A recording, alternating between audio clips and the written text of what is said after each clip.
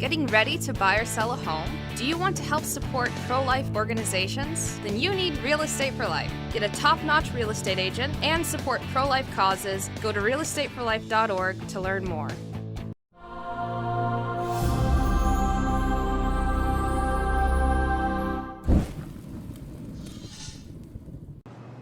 Glory to Jesus Christ.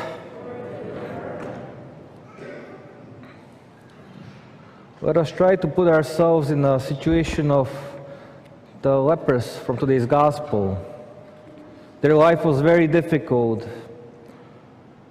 For years they lived outside of any contact of other people. They were rejected by society. They were forbidden to have any contact with others. And if one of them came to an inhabited place, he had to go to the center of the city, ring a bell and shout, "Unclean, unclean." In this way, we can count that they were actually dead to the society and dead to their loved ones. And this mental suffering compounded the physical pain.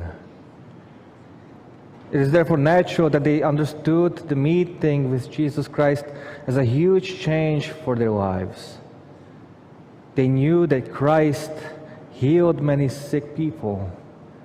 That's why they called him with confidence. And he commanded them to go and show themselves to the priests. And they obeyed and they went on their way. They observed that all were healed. They knew what Christ was telling them. They knew that it was not enough to be included in a society and to live a normal life. They understood that Jesus Christ sent them to the priests because in old ways, the priests were not only representatives of religion, but also they had a task to protect the society from illnesses and various other attacks. A person with a skin disease had to show himself to a priest who had to decide whether the leprosy was there or not. If the priest declared that it was leprosy, the sick person had to immediately separate from the society so they would not infect others. If the symptoms of the disease disappeared, he could not immediately return home. The person would have to still go to the priest who would confirm the healing, and then they would have a purification ceremony. Only then the person could return back to their loved ones. Let's imagine the conversation between these 10 lepers that it might have been like when they found out they were healed. Of course, they were overjoyed. But what's next? Maybe one of them suggested, "Hey, let's go back to Jesus."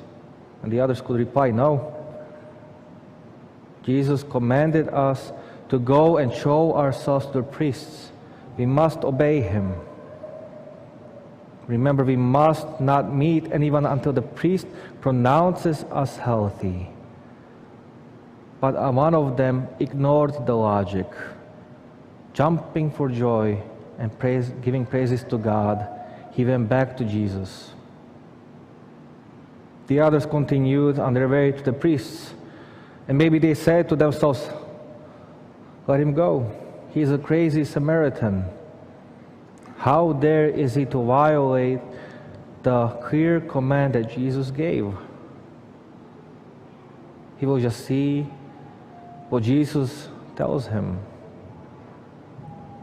Perhaps because of his disobedience, his illness will return back to him. And we know that it was completely different. When this healed Samaritan fell at Jesus' feet and thanked him, Jesus said, "Were not 10 of them cleansed? Where are the other 9? Why are they not back giving thanks?" Was there no one but the stranger who would have returned and give glory to God. And Christ said to himself, "Get up and walk. Your faith has made you well."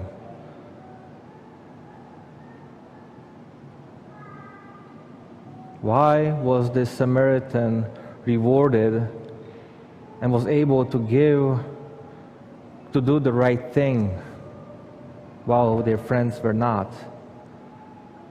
The 9 recovered lepers pursued their interest to be declared healthy so they can rejoin to society and meet their loved ones. The Samaritan risked his future when he first thanked, and because he went to give thanks to Jesus first. But the risk paid off because he received complete healing of body and soul. For a person who loses their life for Christ's sake gains eternal life.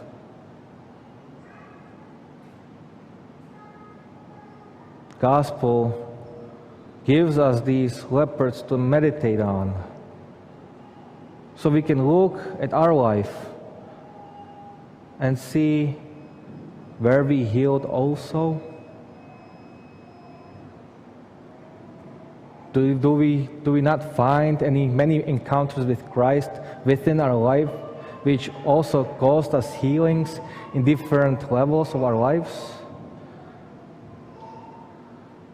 Where we not find did we not experience lucky coincidences that have moved the quality of our life a little bit better? Certainly yes. Every single day there is something for us to be thankful to God. But how did we react to those situations? Were we like the 9 lepers who took and never gave thanks? Or were we like the Samaritan who, before anything, went to Christ and said, "Thank you. You've healed me. There's nothing more important in my life than this." So let us meditate on this gospel and let us think about our life and how many times we were given this opportunity to give thanks for healing, not just bodily healing, but our healing of our soul too.